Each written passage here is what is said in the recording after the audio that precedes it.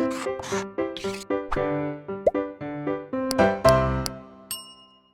प्यारे बच्चों, मैं स्वागत करता हूँ आपका ब्लूप्रिंट डिजिटल पर। मेरा नाम है वसीम चौहान और मैं हूँ आपका विज्ञान का टीचर। क्लास 10 का साइंस में आपको पढ़ा रहा हूँ। और बेटा हम साइंस में बैठे थे प्रकाश में मैं आज भाग 10 आपके लिए लेकर आया हूँ। इसमें मैं आपको बताऊँगा कि अवतल लेंस जो प्रतिबिंब बनाता है वो कैसे बनाता है, कौन कौन से नियमों का पालन किया जाता है। लास्ट क्लास में मैंने आपको उत्तल लेंस के बारे में बताया था। उत्तल लेंस में हमने देखा था कि जो प्रतिबिंब बन रहे थे वो ज़्यादातर वास्तविक थे और वैरायटी मिल रही थी वहाँ पर। मतलब प्रतिबिंब छोटे भी थे, बराबर साइज़ के भी थे, बड़े भी थे और वास्तविक थे। और एक लास्ट केस था जहाँ पर जो प्रतिबिंब था वो आभासी बना था। लेकिन जब मैं आपसे अवतल लेंस के बारे में बात करूँगा तो अवतल लेंस जितने भी हमारे प्रतिबिंब बनाता है वो सारे आभासी बनाता है। आभासी प्रतिबिंब कौन से होते हैं? ऐसे प्रतिबिंब जिनको हम बस फील कर सकते हैं, उनका आभास किया जा सकता है, उनको किसी दीवार पर, किसी स्क्रीन पर हम उतार नहीं सकते। तो ऐसे प्रतिबिंब को बेटा मैं आभासी कहता हूँ। जैसे जो हम डेली नहा धोकर अपने आप को देख रहे होते हैं तो हमारी जो इमेज बनी है शीशे में तो वो आभासी होती है। हम उसको अपनी इमेज को किसी दीवार पर, किसी स्क्रीन पर उतार नहीं सकते हैं, है ना।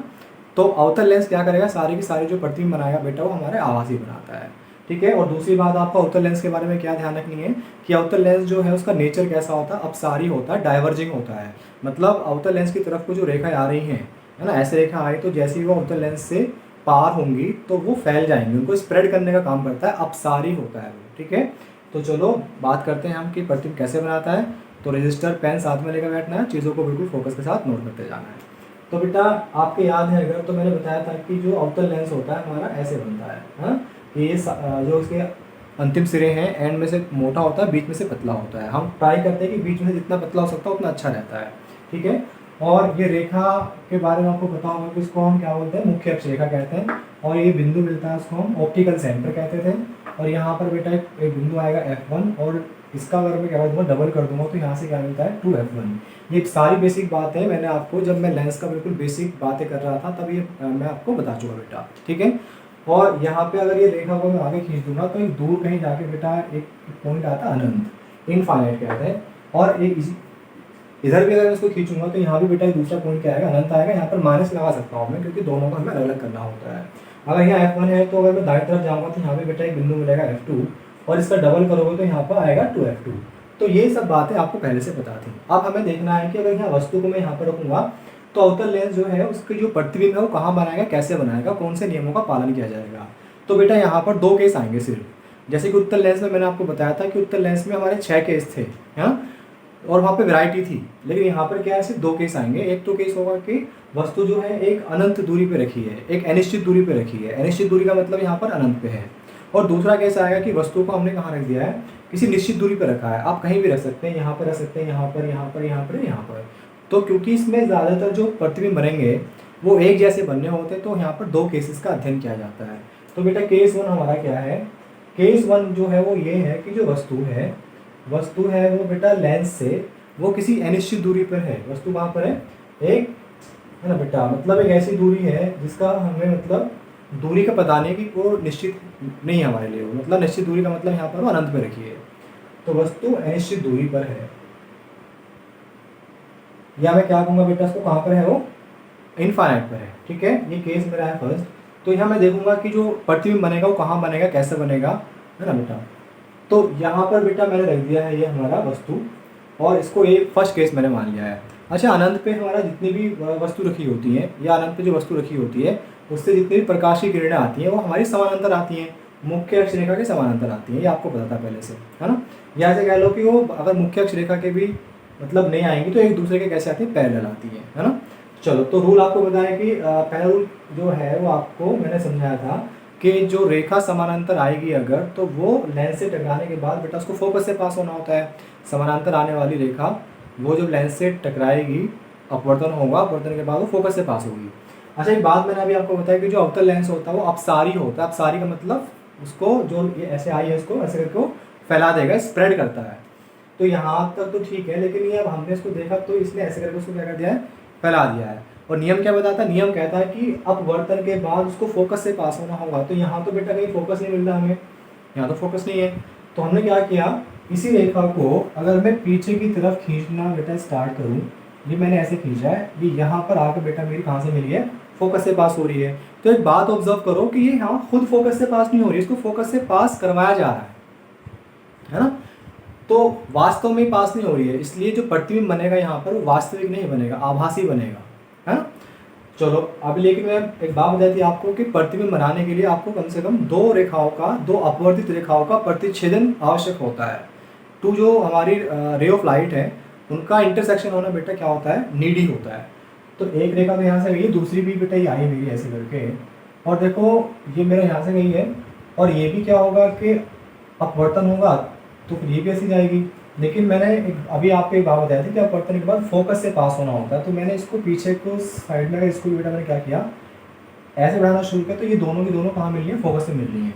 तो अपवर्तित जो रेखाएं हैं, प्रकाशीय किरणें हैं, अगर वो प्रतिच्छेद करेंगी जिस पॉइंट पर, जिस बिंदु पर वो प्रतिच्छेद कर रही हैं बेटा, वहीं आपका प्रतिबिंब बनेगा।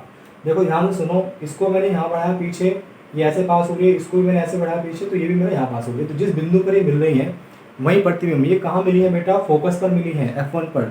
तो प्रतिबिंब कहाँ बनेगा बेटा, F1 पर बनने वाला है। ठीक है, तो अब यहाँ देखो, जो अवतल लेंस की सहायता से हमने इस पहले केस के लिए प्रतिबिंब बनाया है उसकी प्रकृति के बारे में हम बात करते हैं। तो पहली बात आपको तो ये ध्यान देनी है कि कहाँ पर हमारा प्रतिबिंब बना है। तो बेटा वो कहाँ बना है, F1 पर बना है ना। या ऐसे कह दो कि जिस साइड में, जिस तरफ या जिस ओर हमारा वस्तु रखी है उसी ओर बेटा हमारा क्या बनना है, प्रतिबिंब बनता है। ठीक है, दूसरी बात देखो, इसके आकार की बात करेंगे हम। वस्तु अगर इतनी बड़ी है तो उसका आकार बहुत छोटा सा है, मतलब प्रतिबिंब का आकार बहुत छोटा है, मतलब प्रतिबिंब का साइज क्या होगा, आकार होगा सूक्ष्म। तो अगर मैं बेटा आकार की बात करूँगा यहाँ पर, तो आकार के बारे में आपको क्या ध्यान रखना कि सूक्ष्म होगा, है ना, मतलब वो छोटा बनने वाला है। और बेटा जब इसी प्रतिबिंब को ध्यान से देखा गया तो ये जो प्रतिबिंब बना था इस रेखा के ऊपर था, इस रेखा के ऊपर था, है ना। तो ऊपर बना है, मतलब अगर जिस साइड में ऑब्जेक्ट रखा है उसी साइड में अगर क्या बन जाए, प्रतिबिंब बन जाए, तो प्रतिबिंब जो होता है बेटा वो सीधा बनता है, उल्टा नहीं बनता, सीधा बनता है। तो तीसरी बात जो आपको ध्यान रखनी है वो क्या है कि प्रतिबिंब जो है कैसा बना, सीधा बना है, उल्टा नहीं बना है ना। इसको इंग्लिश में हम इरेक्ट कहते हैं, इरेक्ट, है ना। कुछ ऐसे वर्ड है बेटा, आपको इंग्लिश में भी मतलब कुछ ऐसे शब्दों का मतलब पता होना चाहिए होता है। चलो अभी फिर उसके बाद हमने देखा कि यार ये जो इमेज बनी है बेटा यहाँ पर, तो यहाँ पर क्या था कि ये वास्तव में ये किरणें आपस में, प्रकाशीय किरणें अपवर्तित होने के बाद काट नहीं रही हैं, इनको पास करवाया गया है यहाँ से, इसलिए मतलब जो इमेज बनेगी वो आभासी बनेगी, वास्तविक इमेज नहीं बनती है। ठीक है, तो लास्ट में जो आपको ध्यान रखना वो क्या है कि यहाँ बेटा जो प्रतिबिंब बनेगा वो आभासी बनने वाला है। चार बातें आपको ध्यान रखनी है, एक स्थिति, मतलब प्रतिबिंब कहाँ पर बनता है, दूसरा उसका आकार, दूसरा मतलब क्या है उसका नेचर कैसा है, सीधा है, और वो कैसे बना है, आभासी है, इसको हम फील कर सकते हैं बस। ओके बेटा, तो ये हमारा केस 1 था।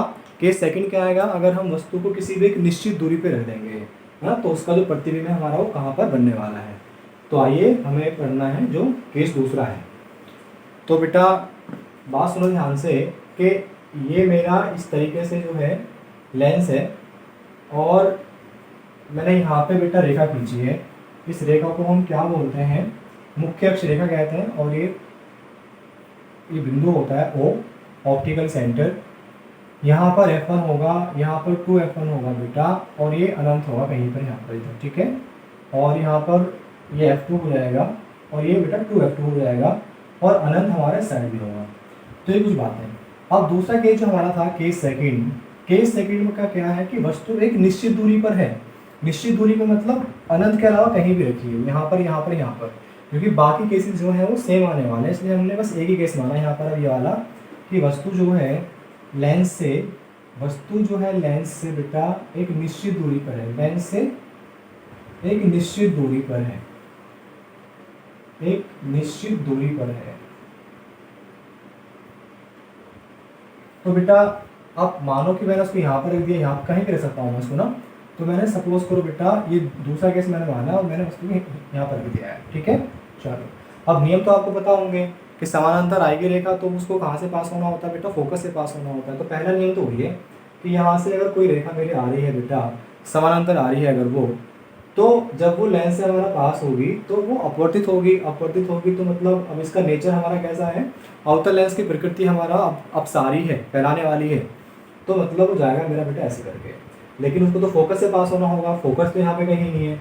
तो नहीं है तो मैंने क्या किया, इसको पीछे की साइड में बेटा मैंने इसको ऐसे करके बढ़ाना शुरू कर दिया और मैंने देखा कि ये फोकस से पास हो रही है। दूसरा क्या था कि मैंने देखा कि एक प्रकाश की किरण जो है वो ऐसे आ रही है और ओ से पास हो रही है। ओ से जो पास होगी वो सीधी बेटा निकल जाती है, उसमें अपवर्तन नहीं होता, डेविएशन नहीं होता कोई भी, सीधी वहाँ से पास हो जाती है। तो जहाँ से ये दोनों की दोनों बेटा क्या कर रही हैं, प्रतिच्छेद कर रही हैं, जहाँ पे दोनों ये मिले है ना, वहीं पे हमारा क्या बनने वाला, प्रतिबिंब बनने वाला होता है। यानी इस बिंदु पे मिली है, यहाँ से ये तक है ना, जो हमारी मुख्य अक्ष रेखा है यहाँ तक बेटा मेरा क्या बन जाएगा, प्रतिबिंब बन जाएगा। ठीक है, तो जब ये दूसरा केस हमने लिया है और इस केस में अगर मैं बात करूँगा कि लेंस ने जो प्रतिबिंब बनाया है उसके बारे में कुछ बात अगर मैं करूँगा, तो पहला बिंदु क्या होगा कि मतलब पहला आपको बताना पड़ता है स्थिति क्या है कि जो इमेज बनी है वो कहाँ पर बनी है। तो स्थिति बेटा क्या है, वो हमारा F1 और O के बीच में है, F1 और O के मध्य कहीं भी बन सकता है ना।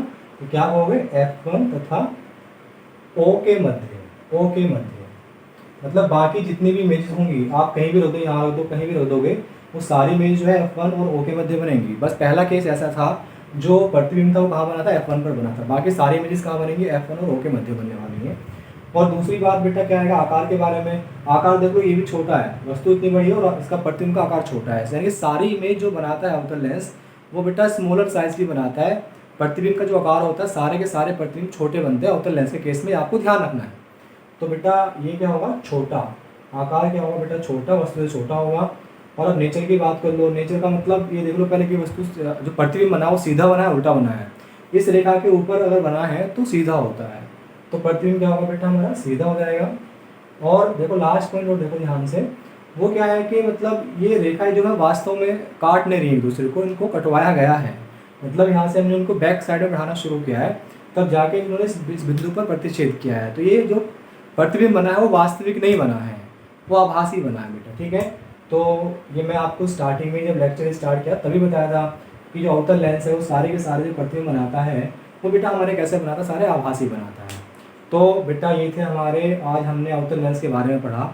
अभी इसमें एक लेक्चर आपका और होगा, चैप्टर पूरा हो जाएगा। नेक्स्ट लेक्चर में मैं आपको जो लेंस फॉर्मूला होता है, आवर्धन जिसमें आएगा, इन सब बातों के बारे में बताऊंगा। मतलब अभी तो हमने बताया है कि इमेज कैसे बनती हैं, न्यूमेरिकल आएंगे अगर कि लेंस से वस्तु इतनी दूर रखी है तो इमेज कितनी दूर बनने वाली है, तो इन सब चीज़ों की गणनाएं हम लेंस फॉर्मूला के आधार पर करने वाले हैं। लेंस सूत्र आएगा है ना बेटा, और वस्तु का आकार कितना बड़ा है, कितना छोटा है, तो वहाँ पर वो हम देखेंगे लेंस आवर्धन के बारे में, मतलब मैग्नीफिकेशन के बारे में। और ये जो लेंस होते हैं, अवतल लेंस या उत्तल लेंस, इनकी बेटा पावर होती है ना, शक्ति होती है इनकी, तो उस पावर का हम अध्ययन करेंगे लास्ट पार्ट में।